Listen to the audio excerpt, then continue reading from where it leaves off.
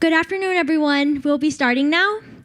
So welcome to the Union, first live event ever. It's called Getting into the Right College, How They Did It. My name is Per Manyasiri Chobunwong, and as the editor-in-chief of the Union, Bangkok's first interscholastic and student-run newspaper, I will be your host and MC for today.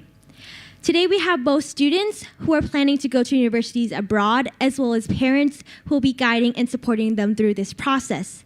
And thank you again for joining our event, and I hope that it will be an eye-opening experience for you.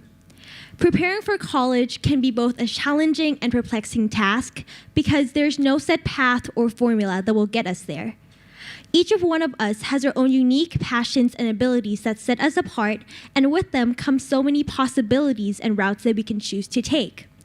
But how can we best decide how to navigate high school in preparation for college? And how can we choose what route we should take to discover our passions? This is the reason why the Union newspaper organized this event today, to allow students and parents to hear directly from successful students from various international schools in Bangkok. These alumni will be sharing their stories about how they pursued their unique passions and interests in high school, and how these passions became part of their identity, helping forge their own unique pathway towards college. Now, I'd like to give a brief overview of how our panel will work today. The panel will take a holistic approach, just as college admissions look at the applicant as a whole. So we will cover 3 sections: academics, activities, and the application process. And each of it has its own discussion and Q&A session for you to ask questions. We've also included a list of subtopics, which is included in your leaflet. For each section, I'll be conducting discussions with our panelists. Then we will have open to questions for the audience. At the end of our panel, we will also have time for an open Q&A for any other general Q&A questions. So there are 2 ways in which you can submit your questions. You can either raise your hand during the Q&A and your staff will bring you a microphone, or you may write your questions on a piece of paper provided on your tables, and you can hand it to our staff in the Union shirts. So our staff are around the room. And now let's begin our event. Our panelists today are currently students at great universities, namely Stanford, Harvard, Princeton, UC Berkeley, and the Rhode Island School of Design. Please give them a big round of applause.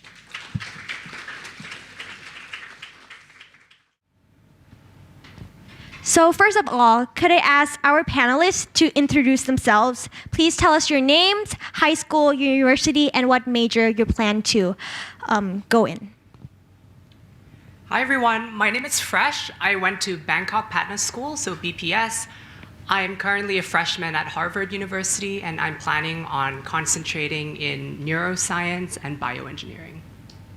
Hi everybody, my name is Bom. I'm from RIS. I'm currently a freshman at Princeton, and my intended major is operations research and financial engineering. Hi, my name is Sai, and I went to KIS International School, and right now I'm in Rhode Island School of Design, RISD, foundation year, so I'm planning on taking painting as a major. Hello, my name is Titan. I went to RIS. I'm going to UC Berkeley. I'm a freshman right now. I'm planning to do computer science. Hi, my name is Shuin. I went to NIST. Right now I'm taking a gap year before going to Stanford as a freshman next year, planning to major in mathematical computer science. Hi, I'm Peek. I'm a sophomore at Stanford University. I'll probably be majoring in data science and mathematical and computational science. So thank you all our panelists for coming today. So first of all our panelists are studying at universities in America. So I'd like to ask Peek first, why did you choose to go to America? Well, like the thing that's very attractive about America is that like you're not bounded by any restrictions in terms of academics, because like if you may know, like universities in Thailand and the UK, you're bounded by your major choice, which means that if you apply through that major track, you need to study that major. And like if you want to change or like incorporate other academic areas, you need to like reapply, and that's not the most convenient thing.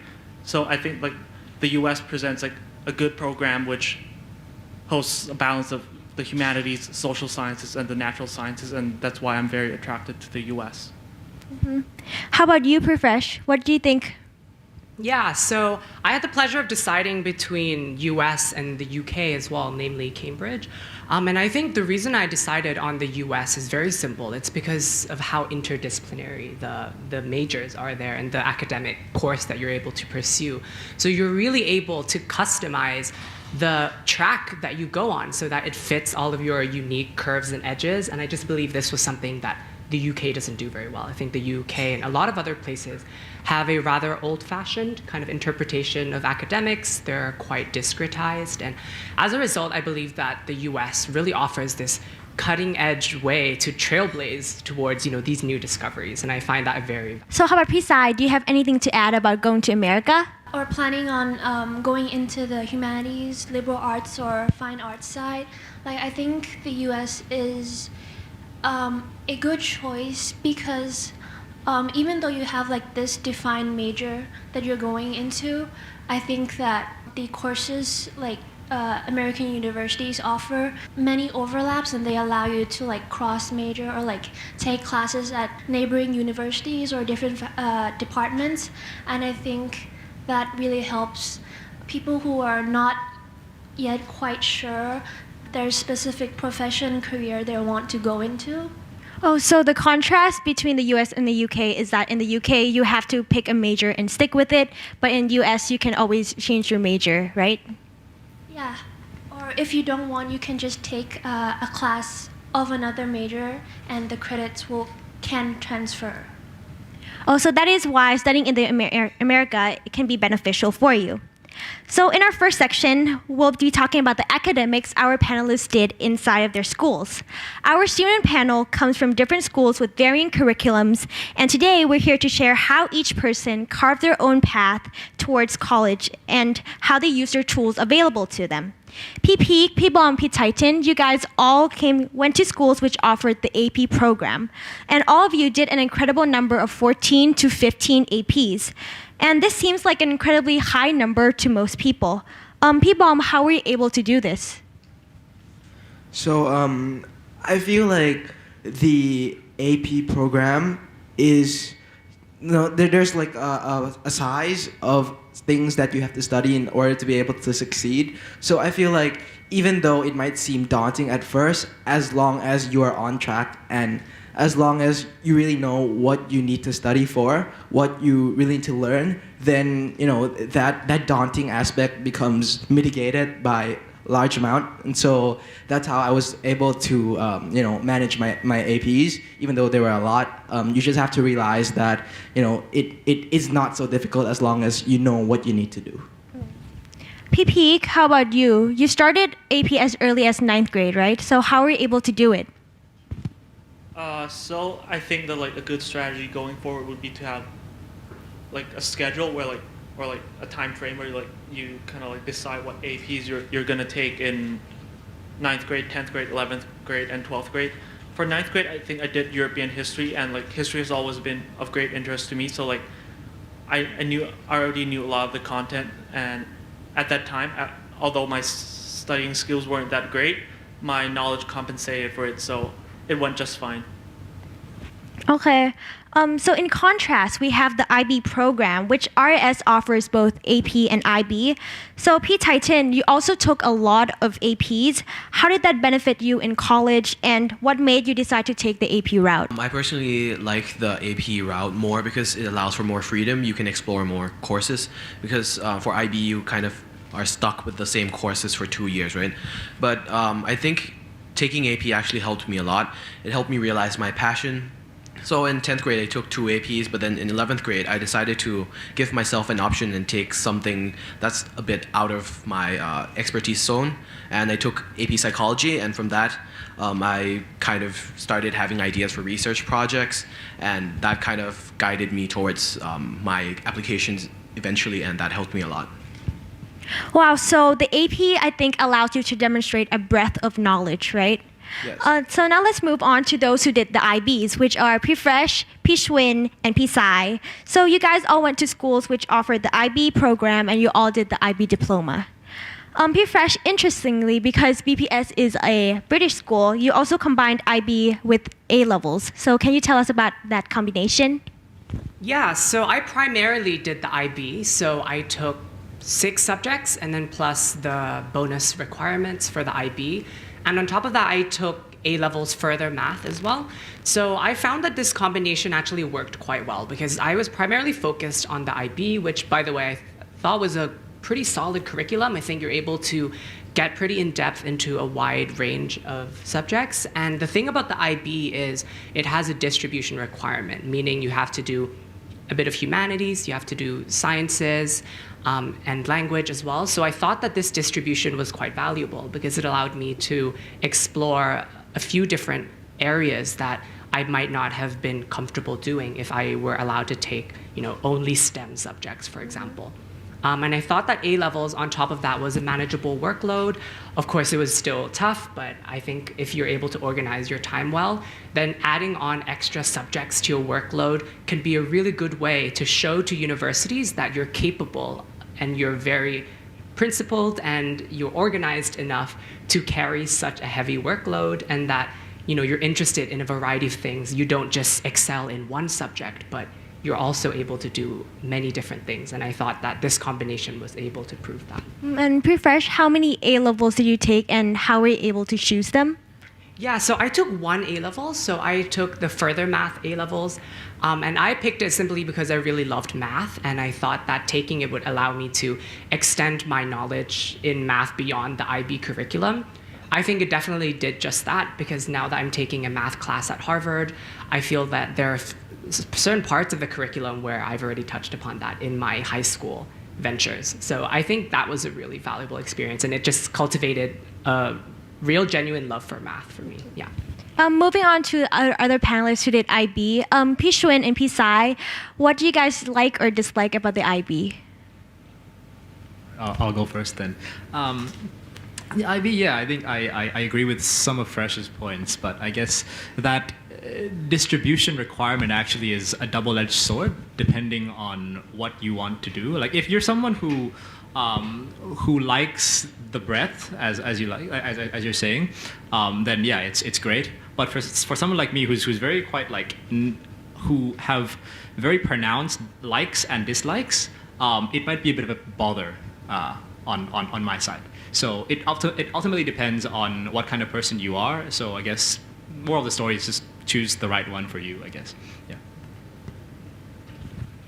For me, I think the good thing about IB is that, because you have to choose 6 subjects, the main subjects, I think it really helps me because I chose the one that I thought that it would allow me to do the least work. Because also that I would mildly enjoy, because I want to focus my time on other things like doing art and just other things in life. Yeah.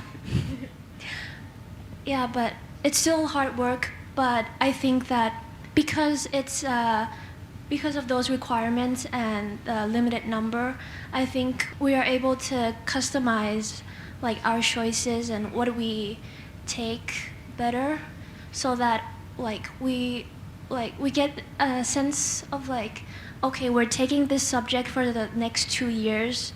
How should we organize our lives so that we can do well or okay on this subject and use our time for other activities that we're passionate about, or some things that may help with the application. I would like to weigh in on this.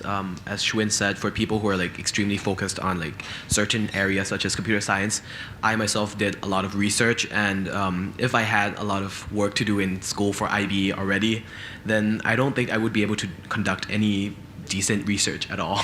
So I think AP actually does not waste as much time as IB doing homeworks and stuff, right? I think you just get the knowledge and then take some tests, and then it just proves that you have already covered that knowledge and you know that. And so I think that for APs, APs are for people who already have a specific goal in mind of what they want to do and what they have to do in order to achieve their goals. Wait. Yeah. I also have something to add in about time management. Earlier, you heard that me, Peak Titan, we took like 14, 15 APs. And, in most schools, that's not possible if you don't take external APs yourself. So I think all of us also, took AP exams that we didn't take in school. And so, my recommendation for taking these external AP exams would be to find ones that, like Peak said, you're really passionate about, and that would make self-studying a lot easier. And for newer subjects that you don't know that much or want to learn more, then you can take those respective courses in the school, and then it'll help you, manage your time better if you want to take 14, 15 APs. Yeah, one point of view I also wanted to chime in with the IB is that it's different from some of these other courses in that you have non-examination components. So what that means is you have to write quite a few essays, researches, experiments, and these are things you do in addition to the exam. And I thought that this was great practice for university. So right now I'm writing quite a few papers and researches at Harvard, and I just think that the IB prepared me well for that. So that's one skill, and it's not something that is, I guess, the more academic side. It's just more like a life skill that I found to be really helpful that the IB was able to prepare me for. I want to add on Bomb that one of the downsides of the AP is that a lot of the value of the AP comes down to the score you get on the AP exam, which is usually a 2-hour exam, and it only takes one bad day or a concept you didn't study for in the exam to get a bad score. So that's one of the downsides of the APs. But if you take a lot of APs, that kind of averages out the bad score. So But I think for the APs, you also have the choice to retake some of them, right, Peak Titan? Yes, so I made a mistake, just like Peak said, that we all make mistakes sometimes. And so in 10th grade, I only got a 4 for my Physics 1 exam. So in 11th grade, I decided to retake it, and I got a 5. So there's a downside to making mistakes on the real exam, but then you can always make up for it as long as you don't keep doing it until universities think that you will keep doing this until you get a 5. I think it's fine. And in addition to retaking APs, you also have the choice to send certain AP scores when you apply to each university. So being able to have a lot of scores that you can select from to send to universities is a good thing to have, which is why taking a lot of APs, even though you don't score all perfect scores, is still beneficial since you can select the good scores. Whereas opposed to if you don't take as much APs and you don't score well on a lot of them, then that would put you in a bad position. But then you would also have to consider about the time that you spend on each subject. So I think try to do as much as you can, but also still make it manageable. Aside from our APs and IBs, a big part of getting into college is also about how to be part of a community and fitting in, and that includes sociability. So Pishwin, I know you were quite technical and focused on your own studies. Doing the CS Olympiad and IB diploma, looking back, would you have done anything else differently? I'd say probably be a bit more. I'd probably say enjoy high school life a bit more. So during my high school life, I was pretty much, very, very focused on one thing, which is trying to, advance to the top of the ladder in the Olympiad scene. So that kind of took away from, the social life and, school life too, because I actually had to take 2 months each year out of school just to go participate in the competitions. So yeah, probably would have tried to balance that out a bit more would be my take on it, yeah. Honing in more on our academic interests, Peak, I know you have a humanities and social science interest. How do you think having an interest and passion for history made you stand out? I think most of the applicants from Asia at least are STEM based. I would say that only 5% have an interest in the humanities. So having an interest in the humanities and pursuing it vigorously already makes you stand out in the sense that you kind of differentiate from others within the application pool. So that would be my take on it. How about Peak Titan and Pishwin, who are our STEM guys? How do you stand out as an applicant? Well, I guess choosing the right path to go in, even if it's in STEM, the path that I took, which is like the Olympiad path, is a path that's not really taken actually at all. Like I don't recall anyone in the past like 4 or 5 years ever being involved in CS Olympiads specifically. Like yeah, there's people who are involved in math and stuff like that, but like you just try to differentiate yourself by taking paths other people don't take. And probably the main reason why people don't take the Olympiad path is because you have to take time off school, and most people don't want to do that. It's like a huge inconvenience. So just inconveniencing yourself a little bit, to differentiate yourself, that might make you stand out. So Pishun, you were like one of the guys in a very long time in our international schools, one of the people who, like the only guy in international school who went to a CS Olympiad, right? Yeah, like in like the local Thai CS Okay. Olympiads, yeah. How about you, P. Titan? I think there are a lot of people who are interested in computer science, and I think computer science is a very broad word. There are so many like specific things you can do with computer science. For me, I am interested in the bioinformatics applications, CV, and machine learning, right? And so I think what makes you actually different is what led you to that passion for computer science. What is exactly that makes you interested in computer science? Is it neuroscience and computer science? Or is it just pure computer science like Schwinn, which is quite rare? So I think that you make yourself different by finding that passion. And when you find that passion, you pursue it. And when you pursue it, you'll be yourself. And that's how you make yourself different.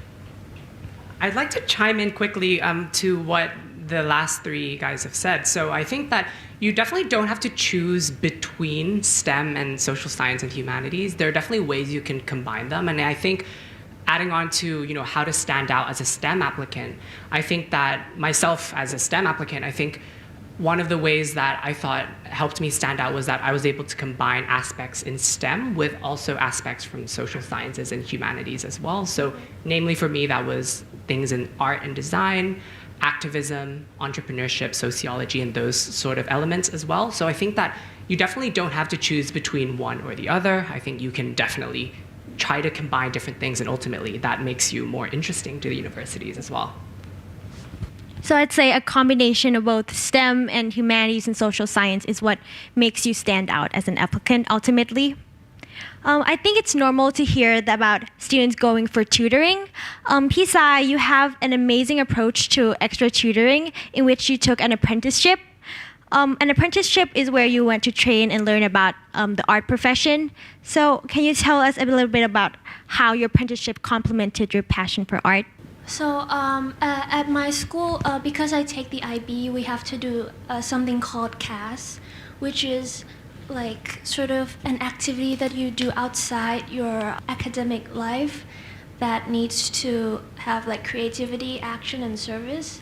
So, and my school had like this 1 week called CAS Focus Week where they let us go off like off campus to do like those activities.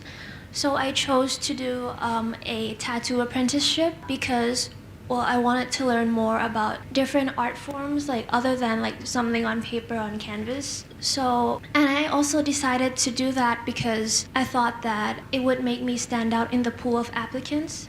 Because I'm going into art school, like everyone would have like done like these art competitions or like have displayed their art somewhere or did communal work that's like painting on the walls or something like that. So I just wanted to do something that showed that I was interested in a variety of medias and different art cultures. So I went into that, and it also pleased my like counselor, so that there's that. Because it was different and not a lot of people know about it. So Pisai, your apprenticeship was a tattoo apprenticeship, Yeah. right? P-Bomb, you got into the very prestigious Caltech, but so what made you decide to go to Princeton instead? A really difficult decision to make, but I started getting more interested in operations research and financial engineering. So I feel like maybe Caltech was a bit too narrow, no, a bit too pronounced for someone like me, which is ultimately why I chose Princeton over Caltech. But still, it was a difficult decision because Caltech is very, very STEM oriented, so it limits your opportunities there. How about UP Fresh? What made you choose Harvard over Stanford?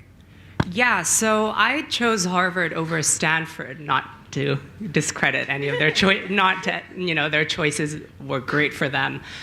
Harvard really stood out to me because well, definitely the name, but but I think one thing that really drew me to it was one, the warmth of the community there. I thought they were really supportive of any path that you choose. I think Stanford is incredible for doing things in terms of like entrepreneurship and computer science. I myself was really interested in that as well, but I also knew that that diversity was really valuable, and I felt really encouraged to basically do anything, like be an artist engineer or be an activist entrepreneur or be any combination of things that I wanted to be at Harvard as well. And I think that that was ultimately what drew me to Stanford, but it was really, really difficult to choose. So yeah, if you get to choose between any of these universities here, you're in a good position. So everybody here I know is really good, but we don't actually realize how much work that you guys put in, and we only hear about you guys' results. So let's now talk about the SAT. The general advice here is to start early, but Peek, how much work did you actually have to put in starting early? So I think I started somewhere in like 8th grade. Yeah, that's really early. Yeah, that was really early. My advice on the SAT is like take a lot of mock tests. I mean, like you could do a lot of like practice problems, whatever. But like at the end of the day, like what really counts is that how you perform under test conditions, and like mock tests are like the closest you can get to like what you get on the real test day. So I went from like the 1200s to like in the mid 1500s, 2-3 years, but like that came after a lot of like practice tests and under like timed conditions. Sometimes like we would like go under time to make sure that like I'm fast enough. How about P-Bomb? Your SAT scores had a huge jump. Can you tell us how you did that? So okay, I want to like talk about the SATs in general first. There's two types of SATs, right? The SAT subjects and the SAT-1, which is the aptitude test, which has math and reading and writing, of course. And for me, I felt like the approach I took was really worked out well for me. So what I did was, in 9th grade and 10th grade, I tried to finish all of my subject level tests first, so that later I could only focus on the SAT-1, which is what's really important for colleges to look at, because the subject test scores are actually secondary. They're optional in your application. They show that you are a strong applicant who's able to manage a lot of things and have in-depth knowledge about certain subjects. But ultimately, what the colleges are looking for when they decide whether to look at your application or not is the SAT-1. And so, by doing that, I was able to allocate a lot of time to study for the SAT-1 in 11th and 12th grade. Although the SAT-1 is a difficult test, especially to score above the 1500s. What helped me a lot was actually Omega Prepped, which is of course our sponsor here today, and that actually helped my score improve from like the 1200 level, which was my initial starting score, and to 1580, which was what I decided to, which was what I sent to the colleges. And another important test that's not the SAT is the TOEFL, is the English test. I kind of plateaued after like 2 or 3 times that I took the test, and usually people just take the TOEFL once and they're okay with their score. But like I had this plateau. I didn't know why, but so I just kept taking the test 2-3 times. I just got like around 110, 111, 112. And so like I was wondering to myself what I did wrong here. And so like I took only one class with Omega Prep again, and like I scored 119 in the 4th testing round. And I felt like it's not a matter of this lesson can be applied to all tests. It's not a matter of how much time you put into practice or like even the knowledge you have, but which perspective you try to take the test from. Because in the TOEFL's test, I wrote essays that were completely different from what I wrote the 4th time, even though I was capable of writing what I wrote on the 4th time in the 1st and 2nd and 3rd times. So it's about perspective a lot as well. So Peek, how did you practice for your SATs also? Omega Prep.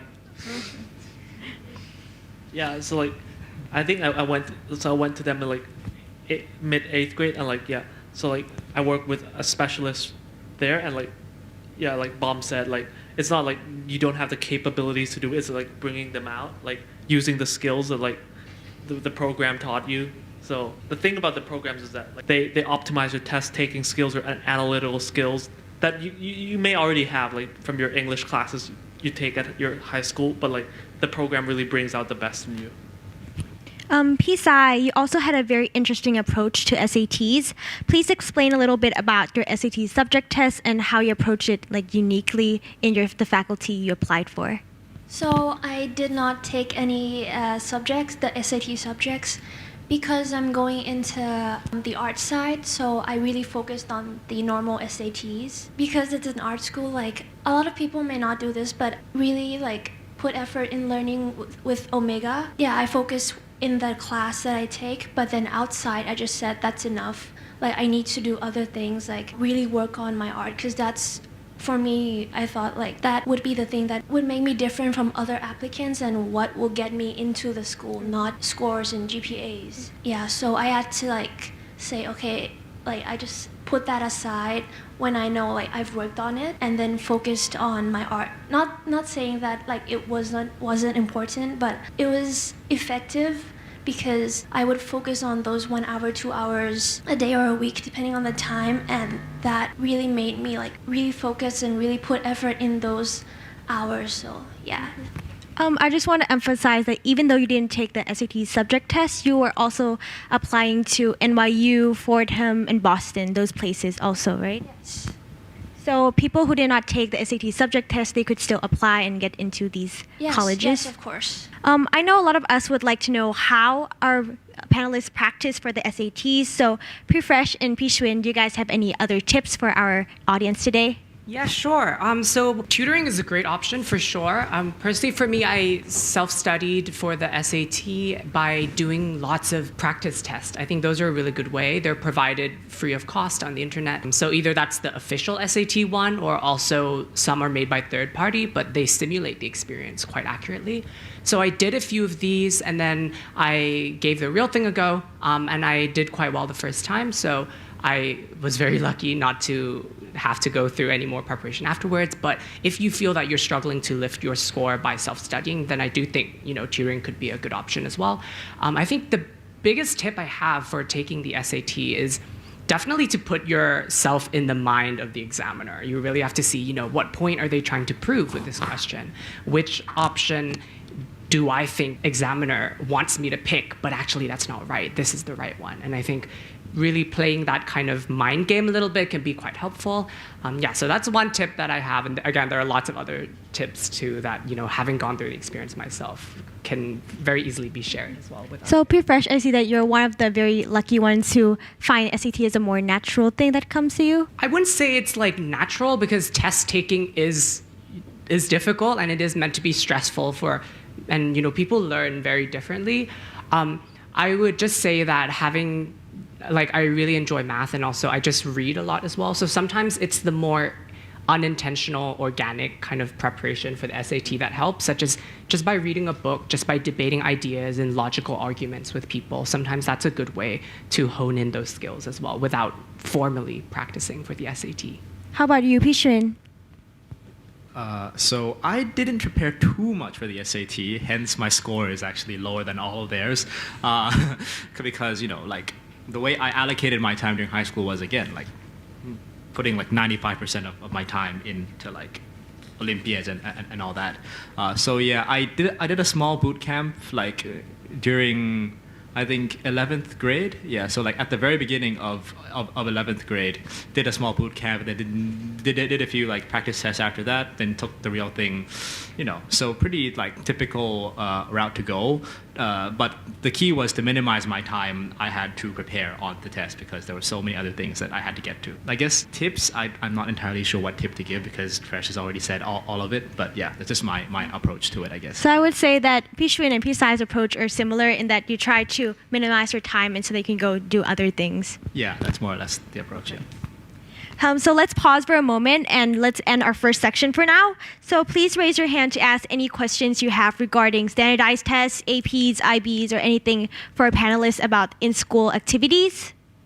Do you have any questions? Or feel free to write your questions on a piece of paper if you're uncomfortable asking the question out loud. What would you guys say is the sort of hardest IB or AP classes, and does that actually make a difference in what class you take, I guess? So you're asking what is the hardest AP class that they took, and yeah, hardest AP and IB classes. What were your hardest AP and IB classes? I'll start with the hardest IB class. For me, I think the question is definitely really dependent on you as a person. Some people find math super hard. Some people find the languages really, really hard. For me, I found that STEM came more naturally to me than the humanities and languages. So I'd say one subject that I found quite tough was Thai. Don't know if anyone agrees here.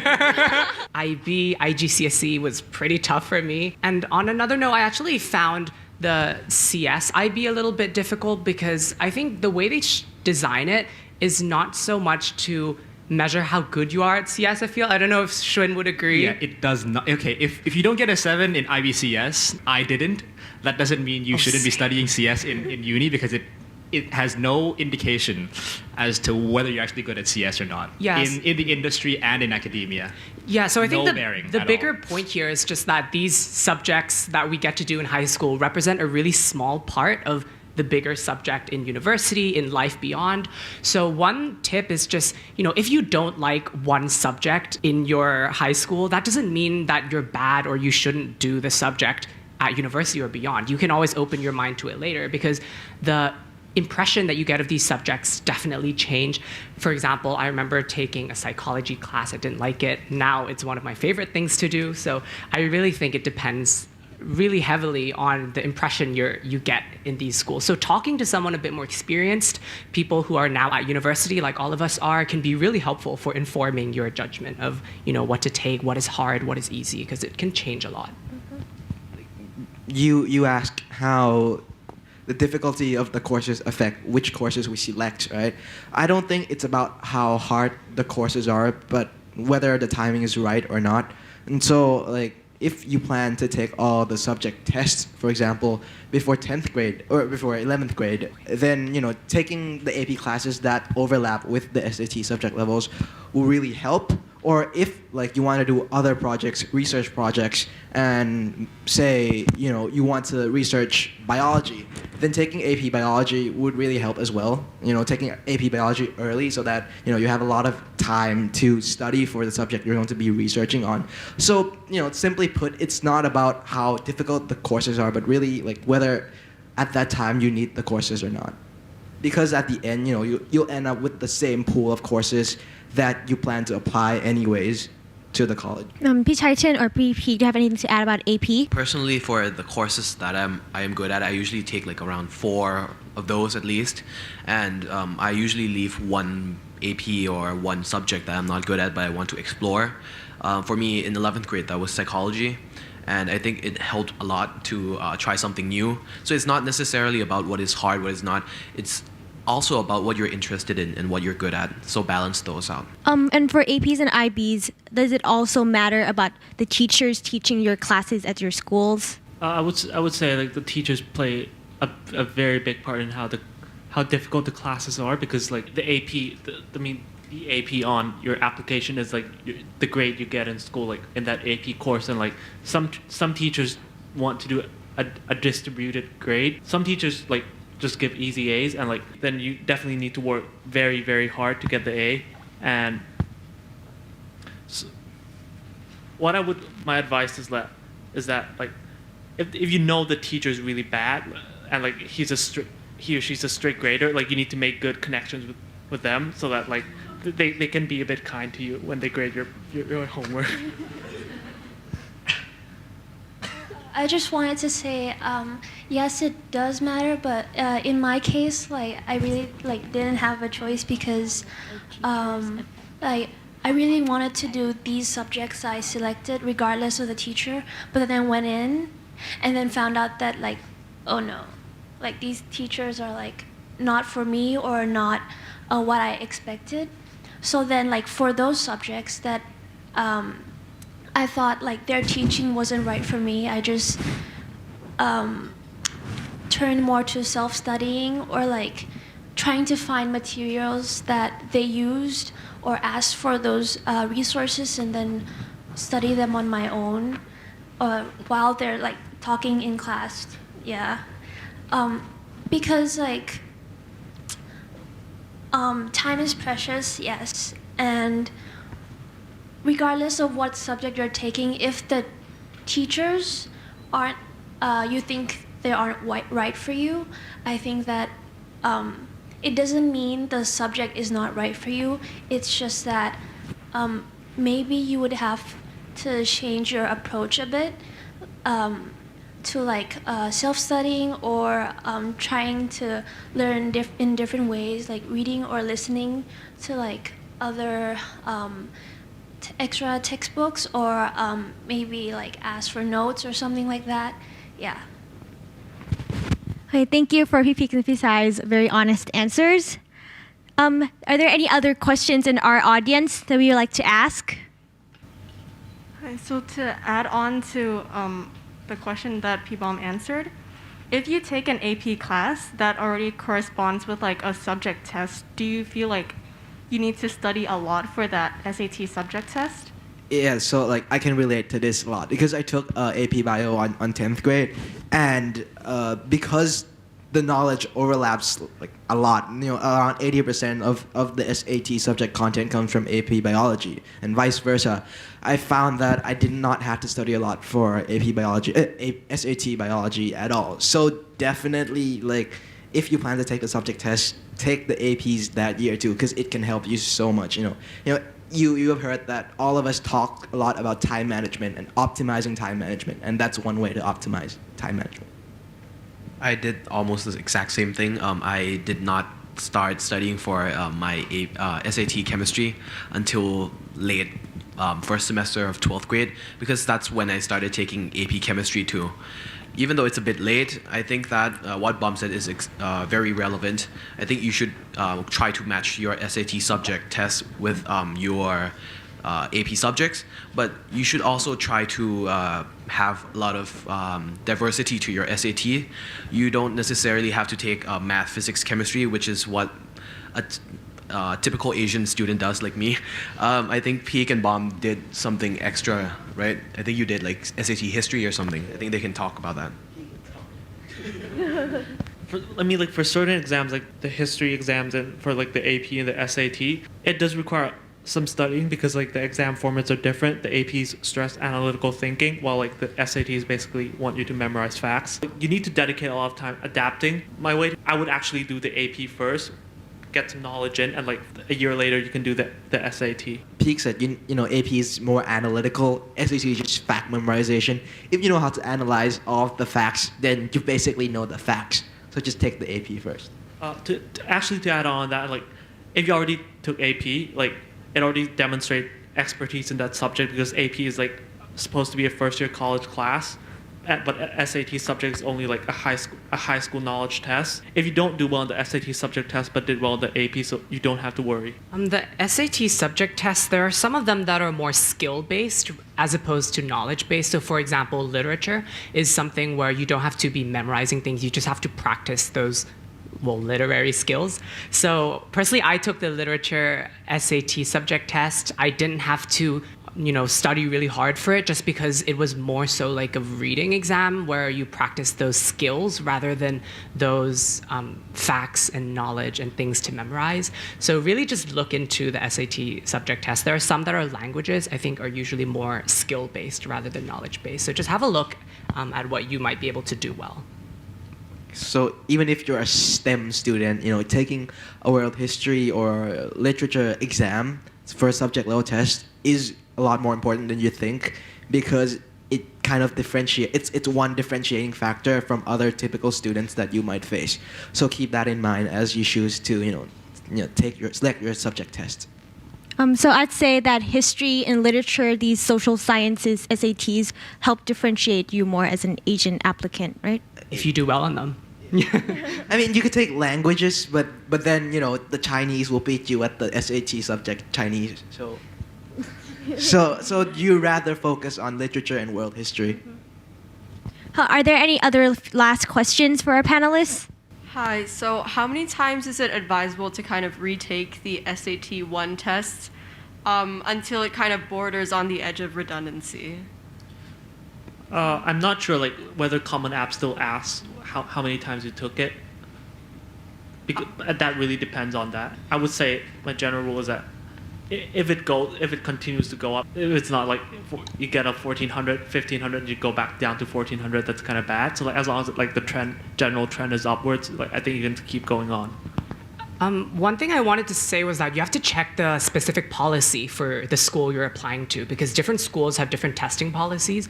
There's this thing called score choice, which means you can choose which score they get to see. So it doesn't matter if you've taken it 4, 5, 6 times, because you only send one and they only know that's the only one you've taken.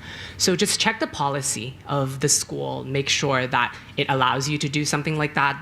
I think there are still some schools where you have to send every single thing in, and if you've shown them that you've taken it way too many times and that SAT is like another extracurricular to you, then that might not be a good thing. You might want to show them too that you are able to diversify, how you spend time. So I think a lot of people have like a 3 retake rule. I don't think it's something where you have to live by that. But yeah, I think the bottom line should be to take a look at the policy that your specific school asks for. P-Fresh, I think a lot of parents out here are worried that their children might take the SAT too many times. So I think it's good that you help explain that we should look at the policy. P. Titan, do you have anything to add? Yes, I actually did the SAT 3 times before I actually touched the 1500 barriers. At first it was bordering around 1350, 1450, around that, and then it went to Omega Prep, and then it started increasing after. No, I'm serious, I'm not like advertising. I'm dead serious. I did it 3 times and I was giving up because I heard from so many people that if you take more than 3 times, it's gonna be really, really bad. I went to Omega Prep, and then they told me just take 1 more time, and then that increased my score to like 1530, and that helped a lot. Okay, so people have anything to add? I was gonna say that if you plan to only apply to schools that don't require you to send all your scores, you can take it as many times as you want, but then that's not the case, because obviously you're going to apply to both type of schools, both schools that look at all your scores and both schools that only look at a single super score or your best score. So having that, don't go in taking the SAT thinking that you can take it as many times as you want, because you won't need to send all the scores, since you're only selecting certain schools, because that's not realistic. You have to send your application to a lot of schools. So just abide by the 3. You can be 3, 4, 5, but try not to limit yourself more than that. Yeah. I actually think the main downside of taking it too many times isn't so much, the score that gets sent. I think it's more so the time that you give up in order to take these SAT scores, because I know so many friends who couldn't quite get started with doing great extracurriculars because they were never quite happy with their score. They kept going back and back and back to the test center again and again. And, each time is really stressful. So they spend so much time studying, and because of that, there isn't so much time they can spend on extracurriculars, which are incredibly important, as you'll find out in the the next section of the panel. So yeah, consider it both ways. Both, you shouldn't take it too many times because it won't look good to the university, but also because of time as well. I think that's another important thing to consider. Thank you, our panelists, so much for answering our first section questions. I think we're going to move on to our second section now, because we're talking about the holistic experience. So we're going to be talking about activities you guys did.